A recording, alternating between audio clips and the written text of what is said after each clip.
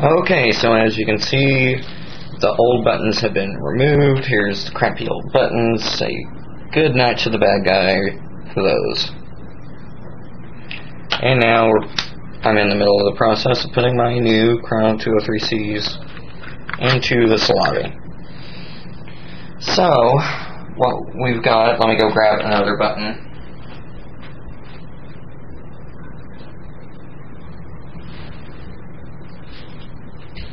Sorry, I store them in another room. So, we have 1203C. And right here, and right here, on the Saulabi, we'll have the little notches where the snap-in points will go. So what you want to do with your 203C is take the notches for the snap-in, line them up with the notches on the Saulabi and push them in firmly. And as you can see, they hold in pretty tightly.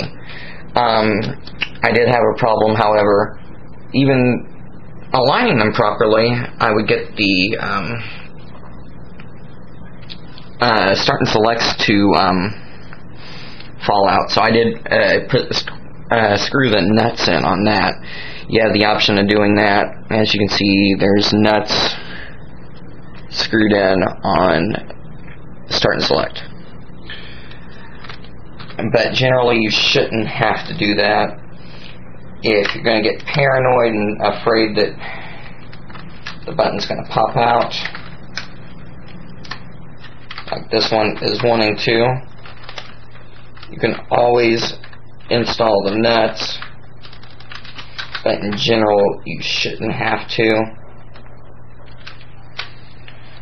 So we have smooth, solid action on 203C buttons coming up, and then I will be back later to show you the technique on how to rewire the buttons. Okay, so we now have all the buttons, as you can see, installed in the Saulabi. I went ahead and I put the nuts on all of them. I started seeing some that the buttons were not sitting flush on the base, so I decided to go ahead and just install all the nuts. You might not have to do this, I'm not sure. It might just be a fluke with mine, but I went ahead and did it. It's a pain in the butt, so if you don't have to, don't. But if you're either going to be paranoid about them coming loose, or they actually do come loose during the installation process, you're going to want to secure them down. Anyways, now we're going to start working on circuit board. So I have, of course, my wire, and we should have a warm soldering iron now. So what we're going to do, let's hope I have not lost my, looks like I've lost the trimmers from my wire. I am awesome. I will be right back with my trimmers. Okay, and they are found. So what we're going to do is we're going to now use this for both cutting wire and stripping wire. So what we're going to do is with me, I'm going to very lightly hold them over there and just yank, and that gives us some wire to work with. So the first thing I'm going to do with this is I'm going to solder it to a button. Let's go ahead and start with, I believe that's the start button. If not, it's the select. And on the 203Cs, the reason why these are so awkward to work with on this particular stick that they don't have pins like I showed you earlier, have soldering points and little mini circuit boards. So what we're going to do is those big soldering points with loads of solder on them already. How convenient. We're going to solder one wire to that point.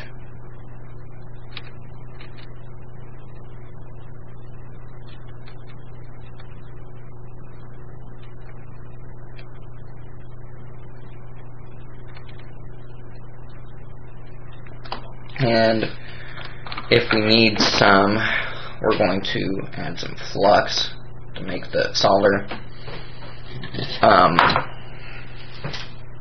melt a little quicker. And then just to make sure, we're going to take some of our own solder and add some to the tip of the iron with some flux on the iron. We're going to get a nice clean connection. We're going to take that to the wire into the soldering point on the crown button, and now we have a connection between the crown and the soldering point. Now we're also going to take a liberal amount of wire, just so it's not going to be a migraine trying to rewire everything, because once again I have to remind you that this is a single-sided board and we want to try and run the wire through the soldering hole. Don't want to, for cleanness sake, we don't want to wrap it around over the board. We want to wrap it under it and feed it through the contacts on the actual Saulabi. So I'm going to take like it looks more like 3 inches of wire here. And if you have Crown 203As, you're going to find this to be a different process, and one that I will hopefully be able to explain a little bit later in the video. So like I said, I'm going to feed this wire through the ground soldering contact, and we're not going to I'm personally going to daisy chain a common ground between wire or buttons, even though it would be easier, I think. I want to do this kind of similar to the way an actual Saulabi mod with a 203A would be, just so you'll understand. Okay, and now we just solder that wire onto the ground, creating a nice clean connection, and do a little stress test once it cools to make sure that it's going to stay snug, and it does. It stays snug. And look, as you can see, we have a decent amount of breathing room. Maybe a little too much you might be able to get away with, maybe 2 inches, 1.5. I went with 3 just to be on the safe side. And you might want to too, just in case, you're like me and can wreak havoc on boards at times. I've been known to do that on the Madcatz Common Ground gamepads with the 360, destroying triggers like no man's business. But anyways, and then once again, we'll take then we'll repeat the process on all of the points on each, on both the buttons and the board. Once again, I'm hoping that I'll have an explanation video on how to bend the pins on the 203As to fit precisely on a Saulabi board, so that those buying the 203As will have an easier time to do this. And one advantage of using the 203As is that you don't have to wire it, and 2, you don't have to find a way to make your to stabilize your Saulabi circuit board, and I will show you the way I'm going to stabilize mine later. But for now, I'm going to finish up soldering these buttons on.